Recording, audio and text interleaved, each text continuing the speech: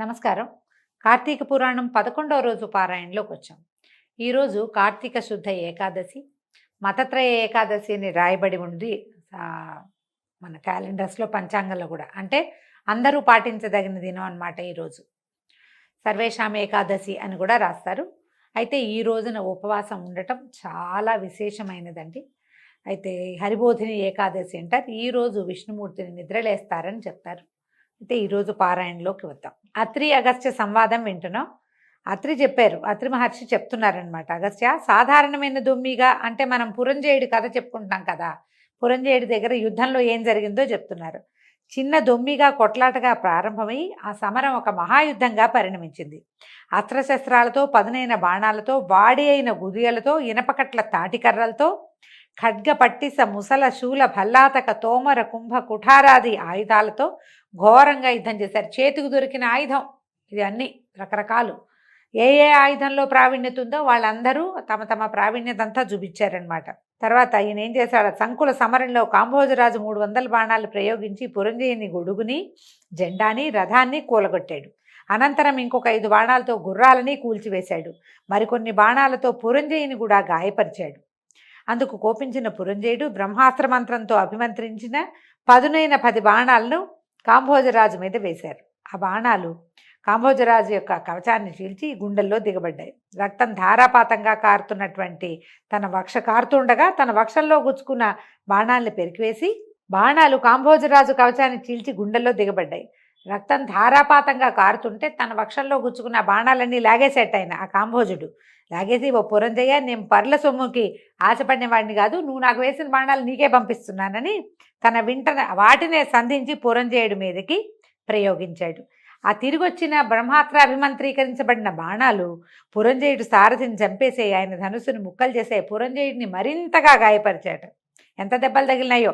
దాంతో మండిపడిన అయోధ్యాధిపతి 20 రెక్కల బాణాలను సంధించి వాటిని ఆకరణంతా లాగి కాంభోజుడి మీద పడేశాడు. ఆ 20 బాణాలు ఏకగుండంగా ఏకకాలంలో ఒకే దెబ్బకి 20 బాణాలు గుండెల్లోంచి దూసుకుపోయి అతను కాస్త మూర్చిపోయాడట. దాంతో యుద్ధం మరింత భయంకరమైంది. తెగిన తొండాలతో ఏనుగులు, నరకబడిన తలలతో గుర్రాలు, విరిగిబడిన రథాలు, స్వేచ్ఛగా దొర్లుతున్న రథచక్రాలు, తలలు మొండాలు వేరుగాబడి ఎడవెడంగా గిలగిలా తన్నుకుంటున్న కాల్బంటుల కళేబరాలతో కథన రంగం అంతా కంటగింపుగా తయారైందిట. మృతవీరుల రక్తం అక్కడక్కడ బాగులు కట్టి ప్రవహిస్తోంది. అటువంటి భీభత్స భీషణ సంగ్రామంలో అధర్మి అయిన పురంజయుని బలం క్రమక్రమంగా క్షీణించిపోయింది. కురుజాతుల విజృంభణని తట్టుకోలేక ఆ సాయంకాలానికి సమరభూమిని వదిలి పట్టణంలోకి పారిపోయాడు.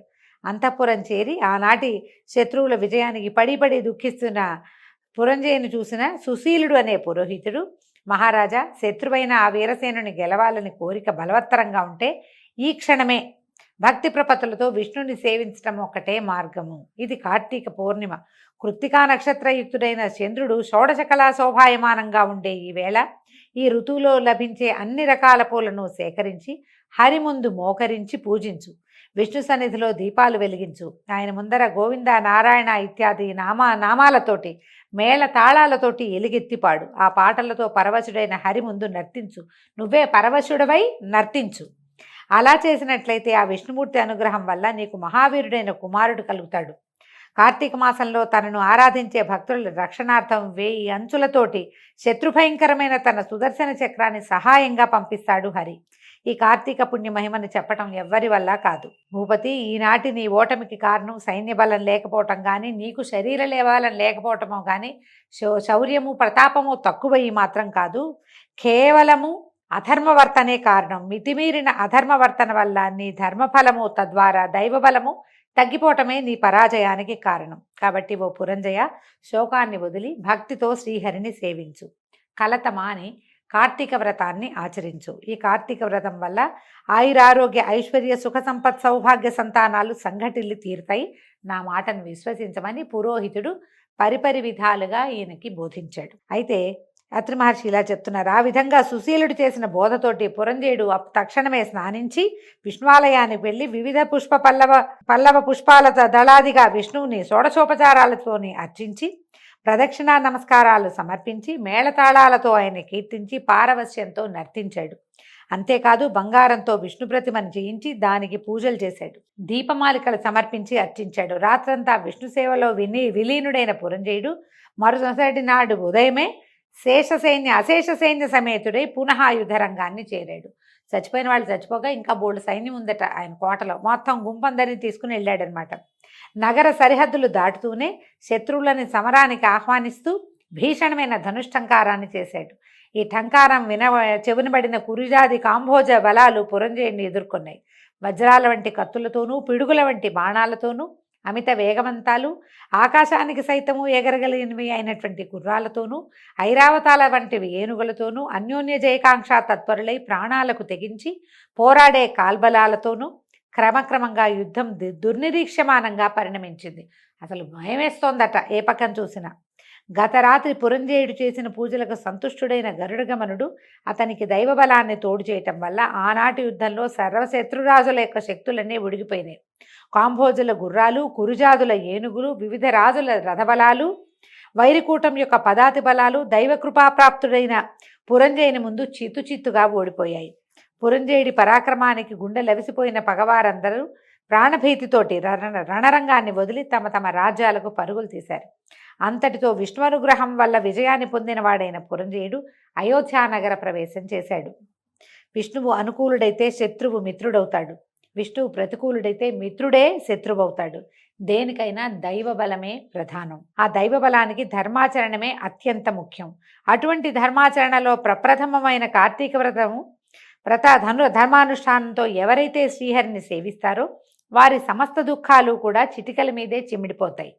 అగస్త్య, విష్ణుభక్తి సిద్ధించటమే కష్టసాధ్యం. అందున కార్తీక ఆసక్తి కలగటం. ఆచరణకి శక్తి ఉండాలి, ఆసక్తి ఉండాలి. అవి రెండూ కలగటం ఇంకా కష్టం. కలియుగంలో ఎవరైతే కార్తీక వ్రతము శ్రీహరి పాదసేవ వదలకుండా చేస్తారో వారు ఎవరైనా సరే వైష్ణవోత్తములుగా పరిగణింపబడతారు. వేద విధులైన వారైనప్పటికీ ఈ హరిసేవ కార్తీక వ్రతాచరణ లేని వాళ్ళు కర్మచండాలు లేరని గుర్తించు. ఇక వేదవేత్తయే హరిభక్తుడై కార్తీక వ్రతనిష్ఠుడైన వాని యందు సాక్షాత్తు ఆ విష్ణువే నివసిస్తాడని చెప్పబడుతోంది. ఏ జాతి వారైనా సరే ఈ సంసార సాగరాన్ని నుంచి బయటపడి ఉత్తమగతుల్ని పొందాలనే కోరికతో విష్ణువుని అర్చించినట్లయితే తక్షణమే వాళ్ళు తరించిపోయేలాగా వాళ్ళ జీవితం మారిపోతుందని తెలుసుకోమంటున్నారు. స్వతంత్రుడు కానీ పరతంత్రుడు కానీ హరిపూజాసక్తుడై ఉంటేనే ముక్తి. భక్తులకు ఆ శ్రీహరి విష్ణువుకి భక్తులు అన్యోన్యానురాగబద్ధులై ఉంటారు. భక్తులకు ఇహపరాలు రెండింటినీ అనుగ్రహించి రక్షించగలిగిన ఏకైక దైవం వాసుదేవుడే. విశ్వమంతా నిండి ఉన్న ఈ విష్ణువు యందు భక్తి ప్రపత్తులున్న వారికి మాత్రమే కార్తీక వ్రతావకాశం చిక్కుతుంది. కాబట్టి వేద సమ్మతము, సకల శాస్త్రసారము, గోప్యము, సర్వవ్రతోత్తమోత్తమము అయినటువంటి ఈ కార్తీక వ్రతాన్ని ఆచరించినా కనీసం కార్తీక మహాత్మ్యాన్ని మనస్ఫూర్తిగా విన్నా కూడా వాళ్ళు విగత పాపులై అంత్యంలో వైకుంఠాన్ని చేరుకుంటారు. మహత్వపూర్వకమైన ఈ అధ్యాయాన్ని శ్రార్థకాలంలో పఠించడం వల్ల పితృదేవతలు కల్పాంత తృప్తిని కూడా పొందుతారు. దాని తర్వాత కూడా సంతోషంగా ఉంటారట. అయితే ఈయన అడుగుతున్నారు అగస్త్య మహాముని, దీని తర్వాత ఏమైంది? విష్ణు కృప వల్ల విజయుడైనటువంటి పురంజయుడు ఆ తర్వాత ఏం చేశాడు అంటే, భగవత్కృప వల్ల భండన భూమిలో విజయలక్ష్మి భరించిన పురంజయుడు అమరావతిలో ఇంద్రుని వలె తన అయోధ్యలో అత్యంత వైభవంతో ప్రకాశించాడు.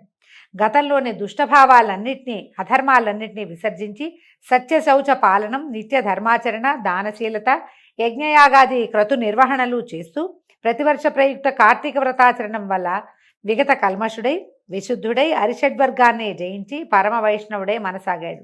అంతేకాదు నిరంతరము కూడా శ్రీహరి పూజా ప్రియుడై ఏ దేశాలలో ఏ క్షేత్రాలలో తీర్థాలలో విష్ణువుని ఏ విధంగా పూజించడం వల్ల తన జన్మ తరుస్తుందా అనే తపనతోటి ఉండేవాడు. అంతగా హరిసేవా సంవిధాన సంతృప్తుడైన కారణంగా ఒకనాడు ఆకాశవాణి ఆయనకు వినిపించిందట, పురంజయ, కావేరీ తీరంలో శ్రీరంగ క్షేత్రం ఉంది. శ్రీరంగనాథుడనే పేరు అక్కడ వెలసి ఉన్న విష్ణువుని కార్తీకంలో అర్చించి జనన మరణాదుల నుంచి కడతేరుమని ప్రబోధించడంతో రాజ్యపాలనని మంత్రులకు అప్పచెప్పి తగినంత చతురంగ బలయుక్తుడై అనేక తీర్థక్షేత్రాలను దర్శిస్తూ అక్కడక్కడ యథాయోగ్యంగా శ్రీహరిని అర్చిస్తూ కావేరీ మధ్యంగతమైన భూలోక వైకుంఠమైనటువంటి శ్రీరంగాన్ని చేరి కార్తీక మాసం అంతా కావేరీ నదిలో స్నానాదులని నిర్వహిస్తూ శ్రీరంగంలో రంగనాథ సేవలను చేస్తూ ప్రతిక్షణము కూడా కృష్ణ గోవింద వాసుదేవ శ్రీరంగనాథ అని హరినే స్మరిస్తూ జపదానాది విద్యుక్త ధర్మాలన్నింటినీ నిర్వహించి కార్తీక మాస వ్రతం పూర్తి చేసుకుని పునః అయోధ్యని చేరుకున్నాడు. అనంతరం ధర్మకామం వల్ల సత్పుత్ర పౌత్రాదుల్ని పొంది కొన్నాళ్ళకి సర్వభోగ వివర్జితుడై భార్యాసమేతంగా వానప్రస్థాన్ని స్వీకరించి కార్తీక వ్రతాచరణ విష్ణు సేవలలోనే లీనమై తత్పుణ్యవశాన అంత్యంలో వైకుంఠాన్ని చేరుకున్నాడు. దీంతో 11వ రోజు పారాయణ పూర్తయిందండి. రేపు ఉదయం మళ్ళీ 12వ రోజు కార్తీక పురాణంతో కలుసుకుందాం. నమస్కారం.